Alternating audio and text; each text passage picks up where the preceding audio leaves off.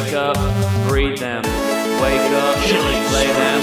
Wake up, play them. Wake up, play them. Wake up, live them. Wake up, play them. Wake up, play them. Wake up, play them. Wake up, play them. Wake up, play them.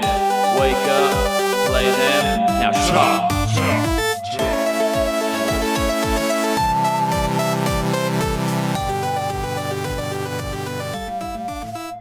Welcome to the Grizzled Game Cliches. I'm Justin Williams, your co-host. With me is Matthew Stalcott.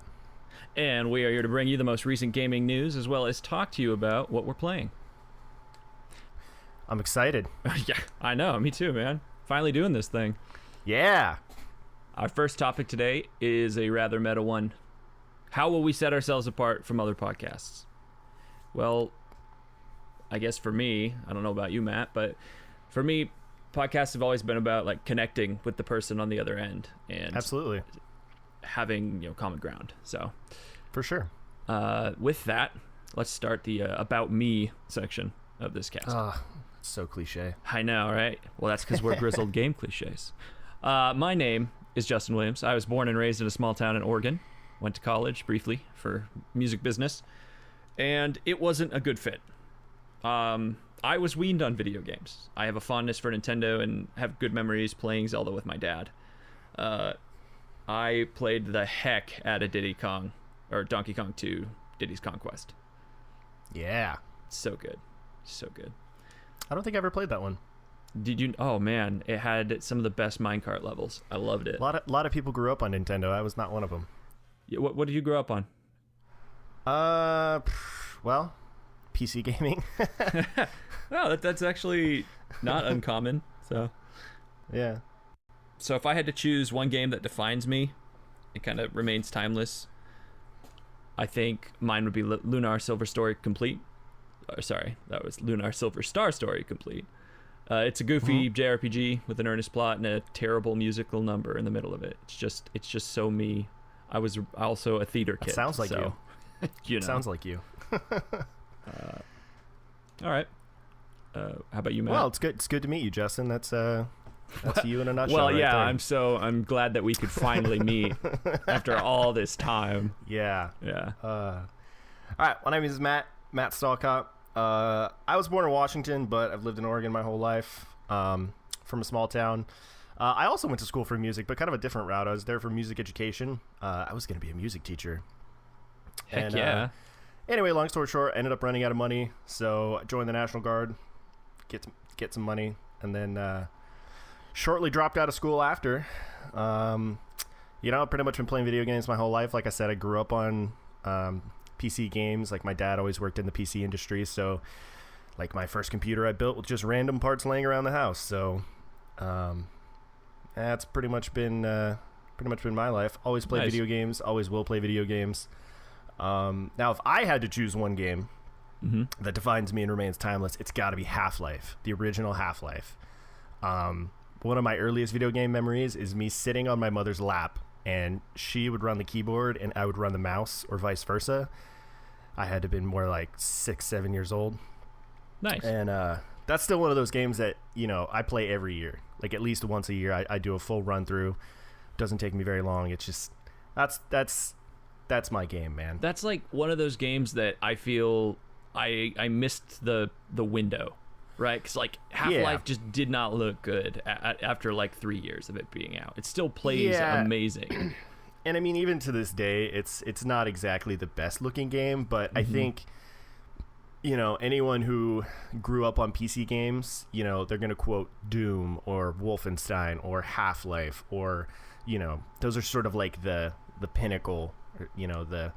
The games that kind of got everyone into it, especially during the 90s. I mean, I think it came out... No, Half-Life was, I think, 97, and I was born in 93, so, like, you could imagine I was really young when it came out, and at the time, it blew my mind. Absolutely blew my mind. I remember, like, actually being scared of it at the time, because that was the first, like, game that was, 3D and actually had, like, realistic, at the time, looking graphics, and it just scared the hell out of me. Yeah, I had motion sickness from a young age, so I mean, I remember playing Doom and Quake. Those were the two games. Oh man, Quake, yeah. And Quake would just make me so sick, but I'd be sweating buckets and just sitting there continuing to play the game because I was hell bent on beating it. So somewhere John Romero was smiling. Yeah. All right, you want to talk about some news? Yeah. Let's talk about some news. Yeah. Okay. So it was reported last week that on IGN that Ubisoft won't necessarily release Far Cry or Assassin's Creed games in 2017. Ubisoft seems to be taking a new tact with their games, saying they think alpha needs to hit 1 year before release. I assume so that their games are just a broken mess. Yeah. Yeah. You think? Well, I think that's a good thing. I'm not a big Ubisoft fan. I'll be the first to say. I mean, I like some Ubisoft games, but like Far Cry especially. But yeah, as a game company, I'm not a fan of them. And no, they don't really take. Well, for me, they don't really take the time they need for those games. So maybe, just maybe, this is the right choice for them. Well, and you're a big Ubisoft fan. Like you're a big, Assassin's Creed guy. Oh yeah, know that. I play every. I've never been a fan of those games, but I think it would be good for them to take some time because, man, yearly releases are just not good anymore. No, like you not just at all. You can't put the time you need into like developing a game for like 9 months and then just throwing it out there. Yeah. Do you want to take the next one? Yeah. So Forza Horizon 3, that game. Yeah. That released and very well received. General consensus, I think, is everyone's loving it. I know a lot of people have been talking about PC issues though. Yeah. So it's been about a week since it's been out. Yeah. Week and a give or half take. maybe. And I will say that the first day I tried the PC version and it was hiccuping and things were popping in everywhere, and it wasn't a broken mess by any means. It still ran pretty well, but it wasn't what you come to expect on a PC. I don't know what they did over the week because I didn't play much, but I started it this weekend and it just ran like butter. Like nothing was wrong anymore, and I don't know if they just flipped the switch or something, but it's and amazing. That's Xbox Play Anywhere, right? Have you played that on the Xbox? Yeah. Okay. And the Xbox version is just as good, honestly. Right. I think 30 frames, at least for me, 30 frames a second. I think this is the difference though, between me and you, where you grew up on PC where 60 frames just all the time. Sure. Whereas I grew up on a console, and sometimes I really like the look of 30 frames a second. Well, and on a driving game especially. I mean, if it goes 60, it almost borderlines on that looking too real, like making you, a little sick playing it. So right, and having it be more cinematic. Now, 30. The first time you played it, was it all those experiences that you were having on the PC, were those the same on the Xbox? Like, was it chunky and all that kind of stuff on the Xbox, or no, not at all? Okay, interesting. Yeah, I remember I was reading something about it. People were suspecting that it was a CPU like processing power issue, not necessarily I mean, you had guys with like a 1080 NVIDIA graphics card, and they were still having those same issues. So yeah, I'd be curious if it was like resource allocation, like they weren't using the GPU processor enough. Oh, sure. Yeah, and I mean, we're seeing that a lot with games nowadays. Like, I know there's been a few games came out recently where like PS4 version, good. Xbox version, not good. You know what I mean? Just on a pure performance level. So, and as the console matures a little bit more, hopefully we'll see a little bit less of that. I think already we have. Man, it was a hot mess when PS4 and the Xbox One came out, and it was just like nothing ran well at all. Yeah. All right. So King's Quest, tell me about that. Yeah, so a new episode of King's Quest came out, Chapter 4, No Place Like Home. That's awesome. I have yet to tackle that one because I have been involved in Legion, World of Warcraft Legion, and of course.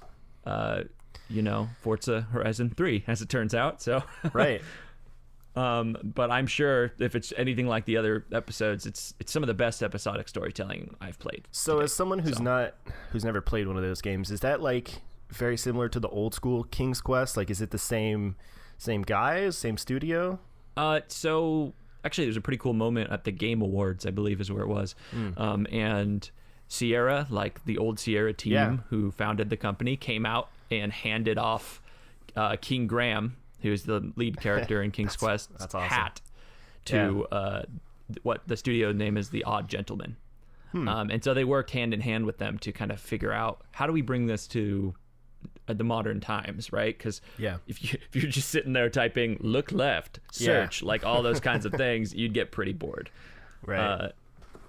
So I mean, honestly, some of the best storytelling, the most interesting thing about this is a lot of time passes between each episode. So you see King Graham start to grow and become a man, kind of, and what influences that. And there's definitely choice, which is really important in episodic games. And those choices matter, and they follow you all the way through. So, yeah, I think there's not enough point-and-click adventure games.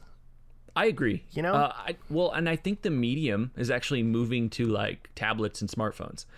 Yeah, which is perfect for. I mean, that's perfect. It makes a lot of sense, but we also get with that all of the weird pay to win scenarios for a point and click adventure game, which is just absurd.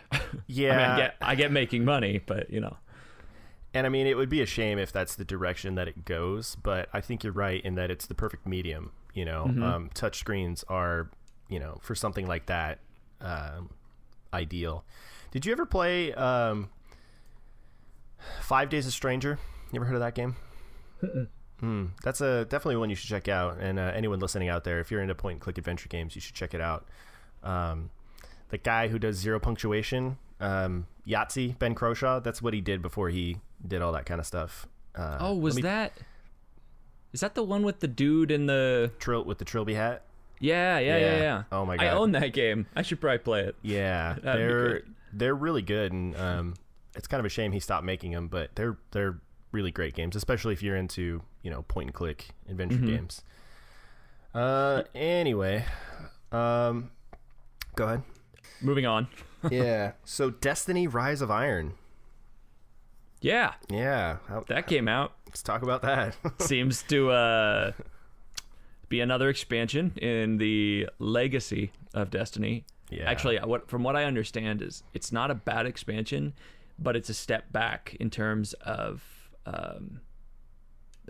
what they set, like the mark that they had set for Taken King. Taken King was amazing. It actually got me to go play Destiny, and that's what I've been hearing. Like, generally, I've been hearing, you know, it in and of itself, it's not necessarily bad, but it's like going backwards. Like, it's, you know, taking the high note that they ended on with Taken King and just taking a few steps back. And I've never been a big Destiny fan. I know you are. Yeah. Well, I'm a huge Bungie fan, and so coming with Bungie from Halo to Destiny and going, oh man, that beta sure was good. What do you mean that's the entire game? Like, that was a little jarring, given that they were just so, I felt so good at telling a really interesting story in Halo, while also making an amazing shooter, which is what they're known for, is their mechanics. Right, and I think even from the beginning, it's got to be hard to do a MMO FPS, you know? Yeah. There haven't really been any huge successes in that genre. And so, you know, I'm glad that a big studio like Bungie decided to take that on, but I just don't know that it's a very successful formula. Yeah. You know what I mean? I don't know. When I play an MMO, I don't know. Go ahead. Okay, so essentially in Destiny, I would say that they do a really good job pioneering that. You know, you see stuff like Borderlands and how they take loot driven, which is usually, you know, an MMO standard, loot driven mechanics, and apply them to a single player experience or a co-op experience. And I would say that Bungie exercises more restraint in it, and it makes the game a lot better, and it makes loot, when you get it, like, just a really rewarding experience. Makes it feel substantial. Yeah, exactly. Whereas I'd say, and I would say that they have done a really good job at trying to figure out what this is. And I think Destiny 2 will prove that. But Destiny 1 is still limited by the fact that they had to make this game on an old system as well as a new system. That was one of the biggest things, I think, holding it back, was that it had to be an Xbox 360 and an Xbox One game. you know. So that's actually different about Rise of Iron is they cut the cord there. Right. And Rise of Iron's just for Xbox One and PS4. Yeah. I play on Xbox One. I've never got the experience of getting all whatever extra map or whatever new content they put in to PS4 because they have a deal with them. It's like 3 months or something until Xbox One owners get it, but I would say that one I'd say that hurts their business in general. Sure. And that most people play on Xbox One as much as they want to believe most people play on PS4. I was gonna say Bungie got its start on the Xbox platform. Yep. You know what I mean? It would be, yeah. Well, I'll probably play Destiny 2. I'll say that. I mean, hey, it's rumored to be coming out on PC. Yeah, if it is a PC release, I mean, even if it's an Xbox One release, I'll probably play it. But I feel like that will be good for them because they'll iron out the kinks, and like you said, they'll understand what exactly it is they're trying to do. And then with Destiny 2, I feel like they'll really ring it home because Destiny's not a bad game. I just think for someone like me, I'm not personally very interested in it. Yeah, for sure. I think it's really interesting as I play more Legion to see the influences that Destiny has actually had back to Blizzard. Of course. With like, what was the most recent world quest where you were running around and collecting energy? Like the Destiny ley lines? Destiny had that in the very beginning. You were on Sparrows and you were running around and hitting these ley lines, and it was just like a zone quest or whatever. Well, they also added, like, flat out added Xur to World of Warcraft, which I think is kind of Blizzard saying, we actually really like what you're doing. Yeah. Because that's usually how they... Well, and Blizzard's always done that. In all of their games, there are those little Easter eggs. I mean, they're famous for that. Every one of their games, you know. And, so Destiny. So, you were talking about, what was it? Super Terraria World? Oh, yeah, man. Like a mod or something? Yeah. So I played a lot of Terraria. A lot, like way too much Terraria. And also Starbound. But, apparently some very talented guys, have turned it into an RPG. What? Okay. Yeah, so, I was looking at the trailer. I haven't actually played it yet. But yeah, it just, Rock Paper Shotgun said they're adding character skills, passive abilities, a story to explore to your heart's content, tons of new things to do. Wow. They basically said the features you already know and love should still be there, but they've been given various improvements. So I was looking at the trailer, and what was interesting about it is that there was actually constructed levels. Like, it looked like this is no longer like the build it yourself kind of thing. This is a world that's been built for you, and there's a story and whatever in place. Interesting. Yeah, and I'm curious to see like how all of those like building elements and stuff go into it. And it's interesting because I mean Terraria already had somewhat of an RPG style system. They already had a lot of weapons, they already had bosses and stuff like that. But I think this is a really like concise, like some developer took some time with this. You know what I mean? Well, they clearly played Terraria and were like, well, I think some things are missing. I'm going to go mod it. Well, and that being said, I haven't personally played Terraria in a while. I know a lot of the new updates have looked really good. I missed similar to like Half-Life, right? Like Terraria came out. I had a bunch of friends playing it, but I hadn't built my computer yet, or my PC yet. And so I missed that one. But then I was told about Starbound, which is very similar to Terraria, but like they took Terraria and No Man's Sky and went. Well, and the way I look at it is that this, and again I haven't played it, but what it looks like is this Super Terraria world takes from Starbound quite a bit, because Starbound has quests and it has worlds pre-built worlds to explore, and all of those types of things. However, you don't level. Sure, right, exactly. Yeah. There's no, I mean, your levels per se are in like the gear that you get and that you craft, and it's leveling without actually having a number, Yeah, it's really it's weird because it's a gear grind. Yeah, which is, it really again, is really interesting. Yeah, and it's also upgrading your ship, getting all the different materials and whatnot for that. So anyway, I'm gonna check it out. I've been meaning to get into something like that again. Well, and winter, is kind of the best time for that. Absolutely. MMOs and survival. That's like the best games to play. Yeah. The nice hot cup of coffee. Yeah. So moving along, I found this story and I was actually kind of intrigued by it. The NES Classic. I was looking at that, and I guess here's some of the features. It plays 30 video games for the original NES. Some of them are Super Mario Bros. 3, Legend of Zelda, Castlevania. Yeah. And it's going to be like $60 and have 30 games. It's like, why wouldn't you buy this thing? Like you've got a CRT, TV like emulator, and apparently at least I can't remember who it was. I listened to a lot of podcasts, so it's either Giant Bomb or IGN. They were talking about how the CRTV actually does something more different than most of the other fake CRT TVs, like for instance Rare Replay, right, where they just kind of balloon the screen out. Yeah.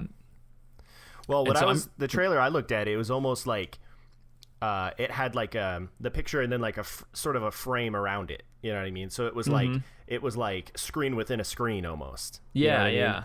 So kind of builds the TV out. Interesting. Yeah, and I don't know, for someone like me who never grew up with these Nintendo games, like this was before my time, I feel like this is a perfect time to get into it. And I mean, a lot of these games, I'm pretty sure you can get on like the Wii Virtual Console, but if you don't have a Wii or you're waiting for the NX to come out, I mean, $60 is not a bad intro price for something like this. Yeah. And especially a device that's built for these games. Like this isn't, them emulating it. This is like we built this box so that you could still play these games that you like. So to me, it seems like a perfect stocking stuffer. Like $60, yeah, it's a little high to do a stocking stuffer. But when I think about getting something for my dad for Christmas, after talking about we played Nintendo games together all the time, like this is the perfect gift. Yeah, and I mean, I don't know if you actually looked at the physical size of the box, but it's like a quarter of the size of the actual NES. Yeah, it's tiny. It's small. It's really interesting because I was looking at some kind of impressions people got who actually played with the thing. Yeah. And it's like the cords to the system are super long, but the controller cords are just tiny. So yeah, that was one of the complaints I was reading about, is that people were saying, why in this day and age do you still have wired controllers? And I think for a $60 device, like, it's to keep that cost down, one. Yeah, well, exactly. But I mean, I think it's also part of the nostalgia. I think, would it be cool to have wireless controllers on this thing? Sure. I mean, who doesn't want wireless controllers? It's super convenient. But I think it also looks, they're going for that old school look of like, you got the Nintendo and you got your controller hooked up to it. And it just, I don't know, it looks kind of classic. It almost seems like they started off and they had their price point in mind, right? But it looks like they started off and they were like, we're gonna use this for Wiimotes. Everyone has a Wiimote. Everyone bought the Wii. Sure. And then they were like, crap, that wireless tech or that Bluetooth, I believe it's Bluetooth. That Bluetooth technology is a little more expensive than we can actually fit in this box. Yeah. And then they just had to put plugs in the front. That's what it looks like to me, because the length of the cord looks like something that hangs off a Wiimote, like just like a nunchuck. Yeah, but I'm really excited for that. I think it's gonna hit big for sure, especially since it's Nintendo and they're gonna take the time to get it right. And I think it's a perfect item for the holiday season. I think is it out yet? Did it get? Oh no, 11/11. Yeah. So I mean, I think that's a perfect time to get it out there. I mean, this is gonna harken back on some memories for a lot of people, and it might even be a way for maybe they can float that holiday season with an actual product. Yeah, well, that's a topic for another time. Yeah. Well, but yeah, I was gonna say maybe this will be a good way for older folks to kind of get their kids into these games. Like I could see this being, sit the 5-year-old in front of the TV with something like this and just let them go crazy. Well, there's a lot of NX rumor right now going around, obviously, because NX is the thing. Like, just show us it already is what everyone's saying. Yeah. But they're saying that this might be actually a move for, say, like basically stating that Nintendo is going back to that well of saying a Nintendo, a Super Nintendo. This is a Nintendo 64, having the name right in the title, as opposed to the branding confusion that came with Wii and Wii U. Sure. Yeah. And I could understand that because, I mean, they've been sort of tapering off in popularity recently. And obviously nobody expects them to compete with Microsoft and Sony in terms of like power, but in my opinion, Nintendo's always been about the games. Like, they've never been like, hey, we have the most powerful console this generation. They've always been like, yeah, we don't have the most powerful, but we got the funnest games. Exactly. You know what I mean? Well, and if you think about like the polish that Nintendo games typically, I'll say that console Nintendo games typically have, because I've seen some terrible 3DS games come from Nintendo. Yeah, but absolutely. I'd say that that's probably the hardware, because it's shown its age like 3 years ago or something, and they're still like, we are supporting this. So well, and I've noticed for the last two consoles, they jumped the gun. Like, they were the first to release the new console, and they're going to do it again with the NX. But and then but they're pivoting. I mean, if anything, with all of the amount of rumors too, that it's a mobile device, it's a mobile console basically that you can take with you, where they're combining their two markets and just making a really strong base for what they do next. But segue, so Call of Duty Modern Warfare. That was a shitty segue. Segues are fun, man. Yeah, you just gotta ride the wave. Gotta ride it. So Call of Modern Warfare, man.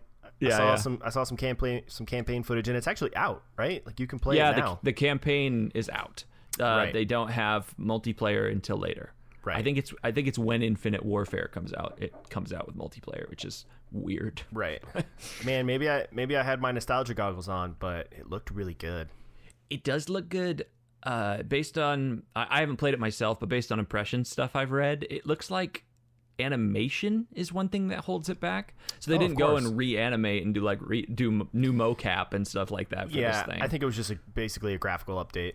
Yeah, I think that was But I mean, for a game that's tacked onto another game, it's not bad. I mean, I personally, well, and I think it's like get this out of the way. Let Call of Duty grow is kind of what it feels like to me. I don't know about you, but I'm gonna wait until it gets released separately, because I'm not into like the newest Call of Duties and stuff, but I'm just not a big, past like Black Ops, I just lost interest completely, and I've never really been into the multiplayer too heavily. But Call of Duty Modern Warfare was one of my favorite campaigns of the series, so to get to experience that again, and I mean, when it gets released on its own, it might be a $20-$30 game. I just don't want to have to buy Infinite Warfare to get this, and I'm not interested in that. I'll never play it. Right.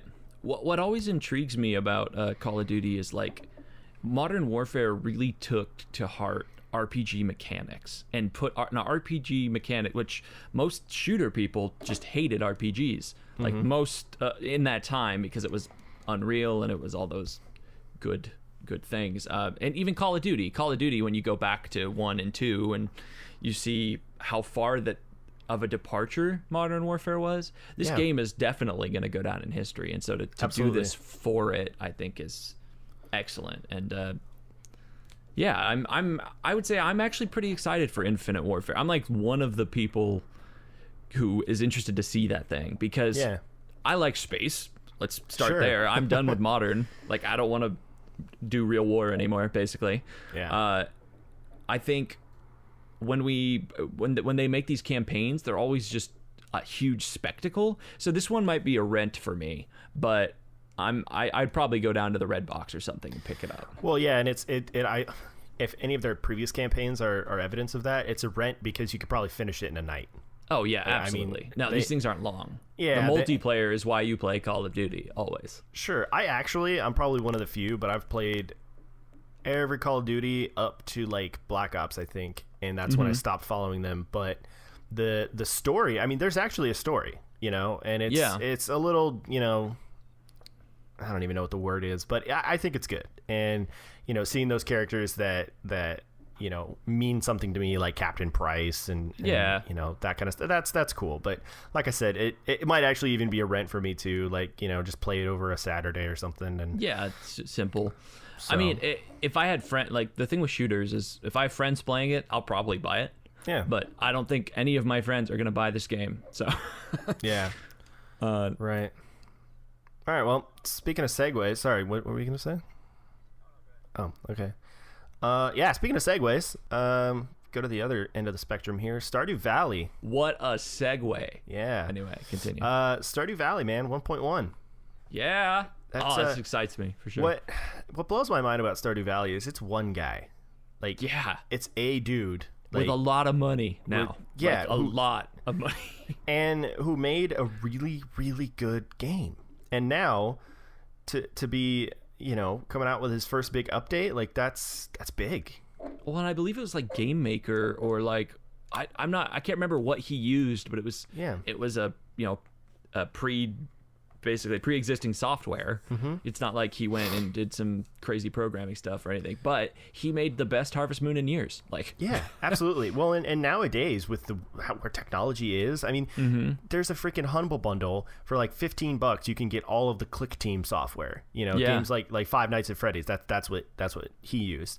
And obviously, you can make a really successful game by just buying into, you don't have to like code anything from scratch anymore. Well, you don't have to use art assets from scratch anymore. Yeah, it's just buying into a program and then learning that program's code. Usually is how it works. And it takes from other coding languages and stuff. So when you bounce between programs, it's not like you have no idea what's going on. Right, and it's more accessible than it's ever been. I mean, we could see a lot of the boom of like indie games nowadays. Like anybody who wants to can make a video game. Yeah, absolutely. So anyway, yeah, some of the big stuff. You get new farm types. This is actually what I was interested in because I believe there's 6 now. Yeah, and it's basically a different landscape, and each one of them gives you certain things. Like I know one you can fish, there's like I think monsters will appear after dark. Mm-hmm. Just stuff like that. Which is pretty sweet. I mean, it really kind of centers the loop and it allows you, excuse me, as a farmer to like farm other things. You don't just have to make your wine store or whatever and then just do a million parsnips every spring. Yeah, exactly. Well, yeah, and it also adds to replayability because I mean that was a game that after I was about 40-50 hours in, I was like, all right, well that's that, I guess. I reached year 3, I think, was for me. Yep. Yeah. I think that's as far as I got. But then that's when it hits like you've basically done everything. You're married, all your buildings are upgraded. Like there's almost, no point in moving on. But absolutely. They've also added catalogs, which I was looking into it. I think it's just like you can buy like additional furniture and stuff for your house. Like it's like sort of like a magazine catalog where you just get new stuff. They added a cellar, which is pretty sweet because there's also new crops, which corresponds with the cellar. Gonna have to tell my fiance about this. This is yeah, you are. Well, my wife's already playing it. Play the crap out of this. There's new artisan goods. There's new marriage options, which I know a lot of people were saying they wanted. The people that they added, I don't think are great, but hey, I'm all for more options. Right. There's new buildings, and a lot of the new buildings look pretty sweet. It's just, again, it goes back to the whole variety thing, like just more variety, and then also choosing like what you want to do. If like year 1 you say, oh well, you know what, this was a really good industry, but now I just want to make wine, or now I'm just gonna be a giant honey farm or whatever. Well, and it doesn't seem like what they're doing is pivoting the actual like core game. Like with new farm types or anything like that. Most people are going to just play on the standard farm. I guarantee it. But sure, yeah. You can never fault a game like this for adding content. You're not destroying anything. Man, in a day of freaking $5 DLC everywhere you look, like this is something that like a lot of bigger companies would have probably charged for. You know what I mean? Yeah. Especially not so much this update, but with the big, co-op. When co-op gets added, basically, that's something that a lot of people would be like, okay, well, here's our new thing, give me $5 more. Yeah. But I like that Concerned Ape is very much like one of those old school developers where he's like, yeah, I put this game out, now I'm gonna keep supporting this game. Right, and just already see it on Humble Bundle is huge. Like, yeah. I mean, I love Humble Bundle. I subscribe to the monthly Humble Bundle or whatever, but it's a mixed bag for sure. Sure. I think that his bundle, they're gonna sell so many more of that monthly subscription just with Stardew. Yeah. Because if you haven't bought it yet, or if you just want to gift it to a friend, like you get 10 games, great. Like, Man, if you don't have this game yet, go and get it. Like, if you grew up with any Harvest Moon game or even played one and enjoyed it, you need this. Even if you didn't, like, it's a fun game. It's a good, fun game, and you're supporting or if you guy. haven't tried a Harvest Moon game ever, there is something to that. You might go, well, it's just chores. Why would I like that? Because look it's at fun. every other game you play. Yeah. Because it's fun. What have you been playing, Matt? Well, besides World of Warcraft, which we'll talk about later. Far Cry 4. I've been trying to find more games to play on my Xbox, and I'm almost sad that I bought Far Cry before Forza came out, because I would have ended up getting Forza, but I'm going to finish Far Cry before I do that. But no, Far Cry Nothing sad about great. Far Cry. Like, it's just, it's good. No, it's good. And you know, I missed, what was it, Blood Dragon or whatever the Far Cry 3 expansion was. I didn't play that one. Yeah. I mean, I got feelings about that one. Yeah, it didn't look that great to me, and you know, probably won't play Primal. Primal doesn't look that good to me either. I'm waiting for it to be $5, and then I'll pay it. Yeah, okay, yeah, that's probably what I'll do. I think I bought Far Cry 4. It was on sale. It was like $30, which, I mean, for the amount of content that's in that game, is worth it. So it's like a all DLC bundle sort of thing. Yep, yeah, exactly. And you know, it is a Ubisoft game, which I see a lot of the Ubisoft things in there. You know, speaking of game chores, like a lot of the open world stuff. Yeah, is go a little get tower. Climb tower. It's a little chorish. It's a little like, okay, well, you want this achievement? Go do these 3 menial tasks and then come back. Like, I mean, it's kind of carrot on a stick-ish, really, right? Yeah, no, it really is. Anyway, long story short, it's a good game. I'm enjoying it. I'm probably, I don't know, maybe halfway through it. I have really no idea how far I am into the campaign, but it's fun. I like it. So when I played Far Cry 3, I had all these like moments, and even 4, I played a little bit of 4 when it came out. But after playing all of Far Cry 3, it's hard to just jump right back into a Far Cry, similar to all of Ubisoft games. Yep. So when I played 3, though, I had like these really like almost cinematic moments where I'd come into like a compound or whatever, and I'd just be blasting dudes, and then grab a dude, grab his knife, throw it at an enemy. I think that was 4. Have you had any like really interesting, cool, cinematic, memorable moments from this game? So there was one.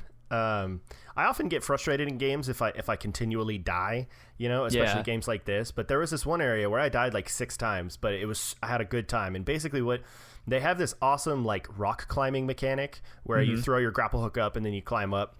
And basically what it is there's a camp, and you got to go in the camp and release these hostages. So you got to do it stealth, because if you alert the guys, then they're just going to kill the hostages and you fail. And that's what I kept doing. But there's probably like 100 different ways that you could approach this problem.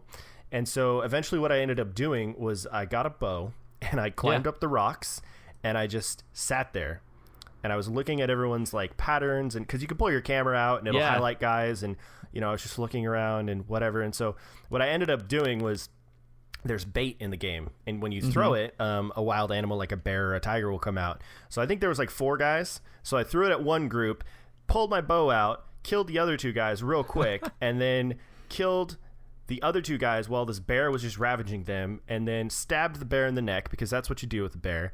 Absolutely. And then released the hostages. So yeah, it's moments like that that really keep me going back to that game, because it's very much like action movie. Yeah, you're just like, how did I just do that? Yeah. But I loved it, and I want to do it again. As you level up your perks, like pretty much when you start, your only option is like, okay, I can either run in, take these dudes out, or I can shoot them. Like, those are your options. But then as you get up, you're like, okay, well, I'm like, I can come up from behind this guy, grab his ankle, and then stab him in the neck, pull his gun out, shoot another guy, and then while everyone else is running at me, I'm going to throw some bait, and then, oh my God, there's a bear in the mix now, and look over there, there's a cage with a tiger in it, might as well let him out, just freaking ensue chaos, why not? And then, you know, it can quickly get like way out of hand, and it's just like every moment in it is awesome. But there's the one thing I don't like about that game is that there's these new enemies called hunters, and they use a bow, which takes like half your health every time you get hit, and they will tame wild animals. Oh, dude, so they are Far Cry Primal. Yeah, exactly. And so, so those guys are really frustrating, because you don't really know where they are because the bow's a silent weapon, and all of a sudden you're just like, oh my god, this bear is attacking me, and then you kill the bear, and then boom, you just get an arrow to the heart, and you're like, oh Jesus, what the hell is going on here?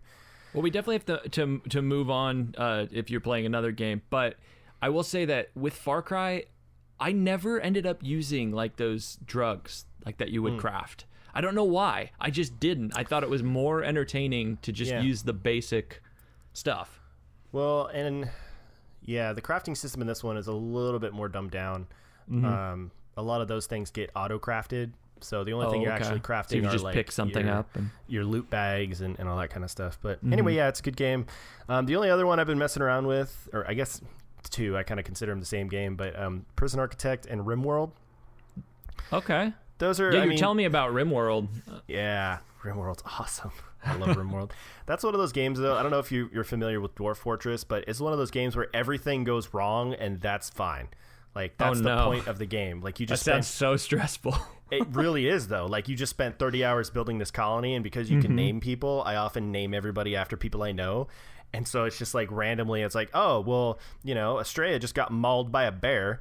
And okay, now that's a problem. We got to deal with that. And then my character is all sad by that. And then it's like, oh, now it's winter and we're all going to freeze to death. So, where's our food going to come from? So yeah, it's a good game. I come back to it. Like, I have pretty much a persistent world going on all the time.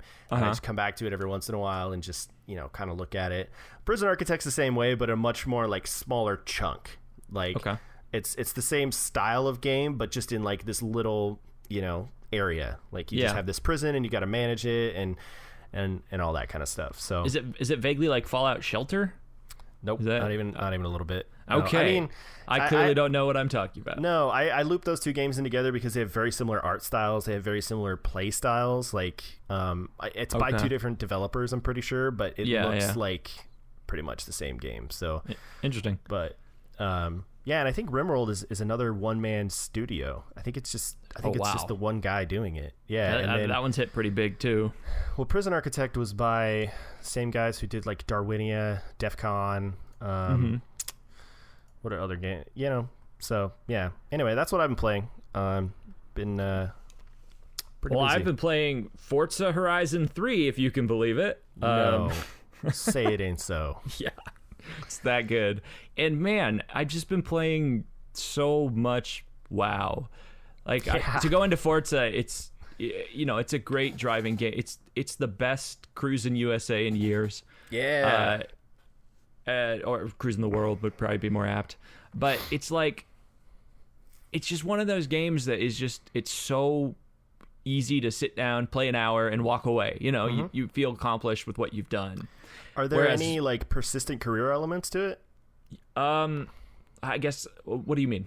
Well, I mean, like, is it like you're unlocking cars as you win races and like? Yeah. Okay. So I bought like the weird, really expensive bundle because it's kind of my birthday present to myself, and I have a VIP membership, and so like there's this roulette wheel that happens as you level up in the game, so you're getting EXP from all the tasks you do, and every time you level up, you get to spin on this roulette wheel. Well, you might unlock a car every single time, but you also get money.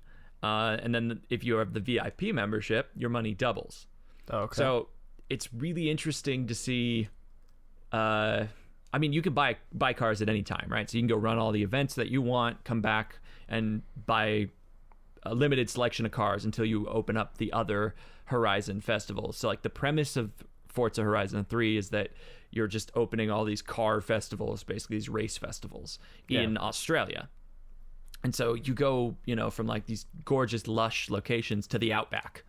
And, one of my favorite memories is, I think it's a bucket list challenge. And so that's where they just put you in a car of some sort and they say, here's your objective, go do it. And this one was race a Lambo to this location. And create your own path was one of the instructions. And so I tried to like just follow the roads and speed along, and that thing goes, I think, almost 300 miles an hour. So Forza does a really good job at making it feel fast. Oh my God, I can't even imagine. Yeah. So I ended up just taking a left, turning into the outback, and just flooring it as fast as getting a straight path and just flooring it, and just watching the car bounce and like you're constantly getting skill multipliers too in there, so it's like a weird Tony Hawk game sometimes.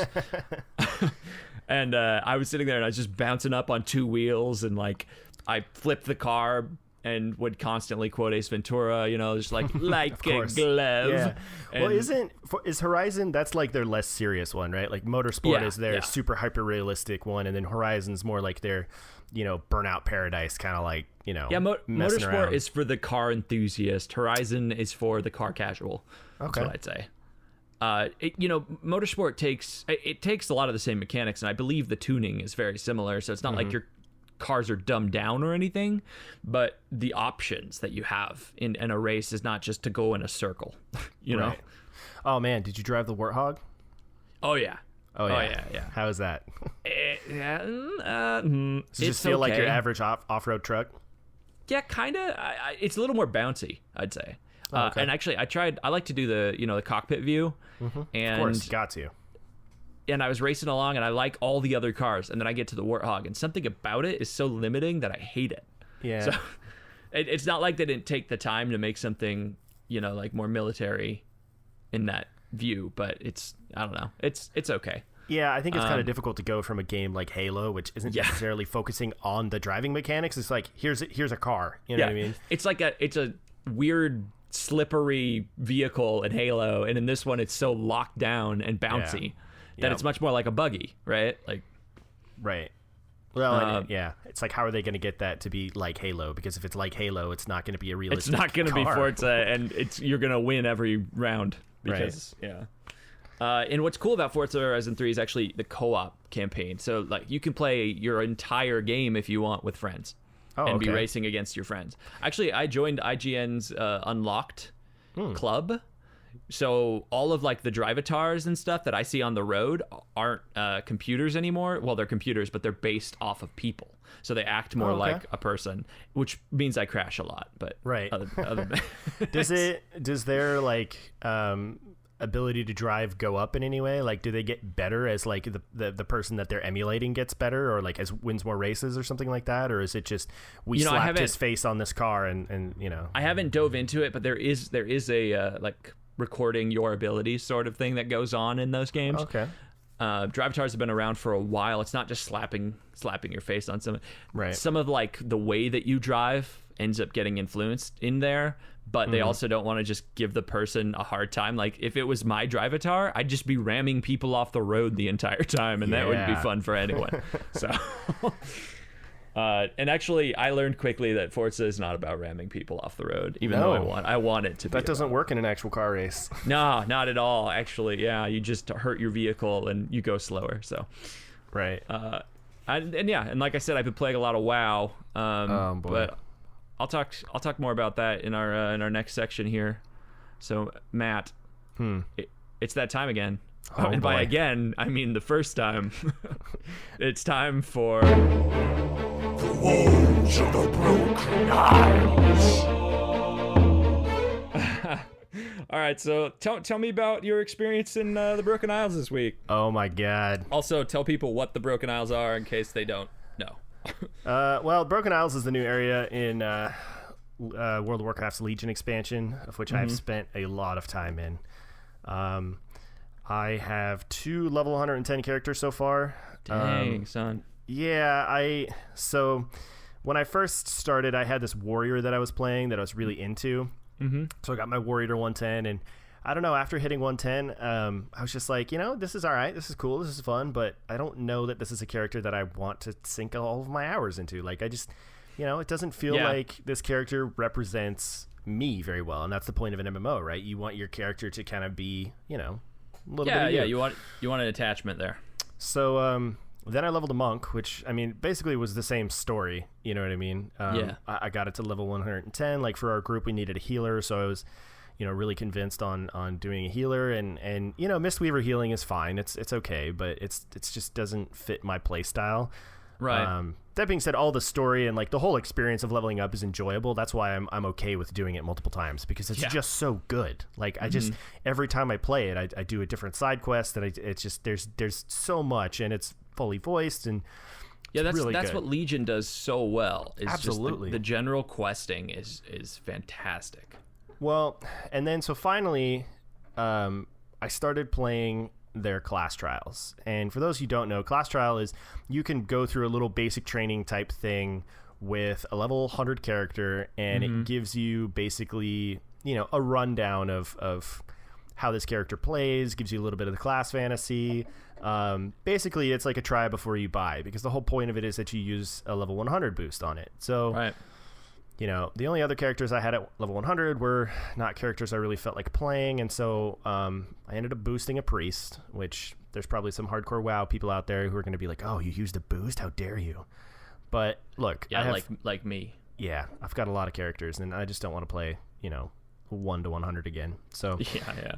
But I will say though, holy crap, the priest is so much fun. Like that, I had fun with my first 2 characters, but with my priest, I'm having the most fun so far. Like I feel like this is finally a character where like I connect with. I just feel like this is the character for me. And I should have done it in the first place, because I always play like caster based people in any RPG, and I wouldn't have pegged you as a priest, to be honest, like just given what I know about you. Sure. But we've played mostly shooters. We haven't played a lot of MMOs, so. Yeah, and I mean, I was going to play a mage, but we've already got 2 people who are maining mages, and we don't need a third. Plus, we needed a healer, and I like healing, Yep. Yep. And I wasn't going to play another druid, because I have a druid max level on horde side, or not max level, what level 100. So anyway, this is my third and probably final time leveling up through Legion, because this is the character I'm kind of locking in for the rest of this expansion. Yeah, and I'm glad I'm doing it. I mean, it's good. Like their class hall's good. Like the quests, like their class hall campaign, it's really good. Like it's really really good. Without spoiling too much, like give me an idea of your class hall. Well, it's a big chapel. I mean, if you that makes sense. As you are a priest, like a Netherlight Chapel, I think it's called. But what it is, and this isn't really super spoilery, or spoilery at all for that matter. But it was a prison where they had a Naru that had got basically taken by the Void, and the first thing you do in your class campaign is you're the one who cleanses this Naru. Which, for those who don't know, the Naru are like the beings of light. You know what I mean? Or the goat people. With the Draenei. I'm playing a Draenei, so I'm very offended that you would say that. I'm so sorry. And so, so that's the first thing you do, and then your campaign is just you cleansing the shit out of the freaking Broken Isles, which I mean, it's awesome. Plus, there's a lot of really notable characters. I mean, the Prophet Velen is in there. Yeah. Zabra Hex is the bodyguard, which anyone who follows the comics, you'll know who that guy is. He's super super awesome. Like, I don't know. I think of the 3 class campaigns that I've played so far, the priest is the best. Interesting. I really like their area. I really like just the fantasy of it. And I think you're right. I never really pegged myself as a priest either, but the more I'm into it, or the more I play it, I really, really am getting into it. Plus, I really love how Discipline Priest plays. I think they really nailed a unique idea with that. Like, I'm not sure that anyone else has done the whole healing through damage thing before. You know what I mean? So yeah. So aside obviously from that update, we have a ton of releases coming out these days. Like all of a sudden we have so many video games. Matt and I are just gonna bounce back and forth here and just name a few, because it's so overwhelming. I doubt anyone has any idea how to keep this in order. So first one, Masquerada, Songs and whatever. Songs and Shadows. They call it a pause for tactics RPG. And I am really, so it's like, is that FTL? Kinda? I think it's more like Final Fantasy Tactics. It looks more Final Fantasy Tactics-esque, but also like, actually, you know what it really looks like to me is like, did you ever play oh my god, I'm gonna forget the name of it. What game was it? Divinity Original Sin? Yes. So it's kind of like that. It looks like where you're moving around the world, and then once you get into a battle, you're using the world elements. as sort of your battlefield, so to speak. It looks really good. It kind of got some pretty decent reviews when it first came out. It's sitting right now on Steam at positive with 17 reviews, which really isn't enough to go off of. No, I will say though, one thing that I may never even play this game, but the art style, I'm a fan. It looks good, Interesting. So maybe one to look out for during sale time, which is also coming up. And it's a $25 game, so I don't know that it to me is a $25 game. You know what I mean? So there's a lot of those these days. Yeah, and then I'll just go. They're trying to be fair with it, but it doesn't seem to. Sure. Well, I'll go off on another game that's actually worth the price. It's called Unloved, and it's so it was a Doom 2 mod. So obviously that's, really old, but it looks obviously nowadays, I think it's probably Unreal. I don't know. Just looking at the trailer, I guess it looks like an Unreal game. But it's like your typical zombie shooter, and it looks really good. It looks really bloody, really gory. Your kind of game. It reminds me a lot of old school Doom, but also like the new Doom that came out. Yeah. And I was really interested in it because of 281 reviews, it's very positive, which, right. I mean, for $15, a game that, and for like this day and age, I feel like, because everything is just negative reviews or just, it's okay. So, yeah. And, it is an Unreal Engine 4 game. So, all right, so I think we should just speed through these because we've kind of gone over our time quite a bit today. But I think, let's see, Osiris New Dawn. Early access. Looks like it's in early access now. Yep. You want to just bounce back and forth, Matt, and you take Battle Right? Yeah. Do you want to talk about Osiris at all, or just move along? No, let's just move through. Yeah. These. So Battle Right, to me, it looks like if you had, League of Legends, but just team fights. It's getting really good reviews. Looks really fun. Yeah. So Valley is also coming out. Valley is, let's see, I'm not actually sure if this one is out or is coming out. It looks like it released. It's out. Yeah. In August, but yeah, it looked really interesting. It's really pretty. Reviews that I saw on it just seemed kind of mediocre in terms of like controls, so yeah, it might be another one to look for during a sale. I mean, it's already down to $13.99. I mean, yeah, it's already down to $14. It's got very positive on Steam, so we'll see. Something that really caught my eye, I don't know where this came from because I've never heard about this before, but Half-Life: A Place in the West. It's actually not a game, it's a comic book, and it's a comic book based in the Half-Life universe. So it's free. I haven't checked it out yet, but it just looks really good. Mafia 3, that is out, I believe. That is out today. And it's getting super mixed reviews. Yeah. Yep. Seems like it's unfinished, which, big surprise there. These days, everything's unfinished. Yeah, and for a $60 game, and that's in my opinion unacceptable nowadays. You can't do a $60 game that, or a freaking $80 digital deluxe with, a season pass and all that, and then have it come out and just be utter dog shit. Like that to me is just not acceptable, and we see too much of it nowadays. Right, and I mean, everyone says this, most podcasts I will say this, is that we got to stop pre-ordering games. Yep. Pre-ordering games doesn't do shit. It just gives them incentive to sell us broken-ass games. So yeah, I don't pre-order. I apologize for my language. Nobody else should. Yeah. Another Five Nights at Freddy's, man. Another one of those things. Yeah, is there still demand there, or? Well, it has 1,100 reviews on Steam, and they're very positive. So yeah, I wouldn't necessarily say it's a demand. I just think that people, I mean, this is supposedly, based off of what I've read or what Estrella has told me, this is supposed to be like the most gritty, gruesome, like, apparently he pulled out all the stops on this one, and it's no longer like, ooh, there's this jump scare. No, apparently now it's like there's some fucked up shit that might happen in this one. So, well, I'll be avoiding that one. Yep, me too. Speaking of gory games, Gears of War 4 comes out on October 11th. You're a Gears fan. And it also, I think it came out yesterday for people, just like Forza. It came out for the people who pre-ordered one of the top tiers, I'm guessing. Yeah. I don't know 100% on the details, but yeah. I'm never really been a Gears fan. I should probably get into that series. it's pretty cool. It's I think it's the best game. Like, if you want a good console game, that would be one we both buy and then play co-op. That's what's fun about Gears and doing horde mode type stuff. Yeah. Moving right along, the Modern Warfare Remaster campaign, we were talking about that earlier, that is out for those of you who pre-ordered Infinite Warfare. Because Infinite Warfare doesn't come out until the end of the month. We're going to have a really weird release cycle where there's going to be a couple of big games coming out. I think it's this month. Is Infinite Warfare this month? Oh, man, they always release in November. I wonder what they're afraid of. Maybe it's the first week in November. Well, I know like Titanfall's coming out. Gears of War is coming out. I know Titanfall's end of this month, and what is it? Titanfall and... there's another big one. Battlefield. Yeah, Battlefield 1. Battlefield 1. Yeah, those are both end of this month, I believe.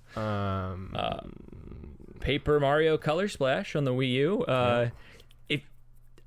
If you like Paper Mario, as far as I can tell, don't play this game. Yeah, the one impression that I got was it's good, but the combat's terrible. And if you have extra time and you're looking for another podcast, go listen to the most recent Giant Bombcast. That'll tell you what Dan you need Riker to know. has so many feelings about that game. Yeah. So Necropolis it's been out on PC for a while, but it just came out for consoles, right? Yeah. I think just Xbox One and PS4. Right. When I say consoles, that's pretty much what I mean. Right. I haven't checked that out, but I am a big Dark Souls fan, so I have been meaning to check this one out. Maybe this is the perfect time to do it because this seems like a good Xbox game. It has decent reviews on Steam, so maybe I'll go ahead and check that one out. I mean, if you're into, Dark Souls really hard type games, this might be the game for you. Right. I think I saw it, and something about the art style I really enjoyed, and it was right around the time of Hyper Light Drifter, and there are some similarities there in terms of color choice and the general palette of the game. But looks like Warhammer End Times Vermintide has come to consoles.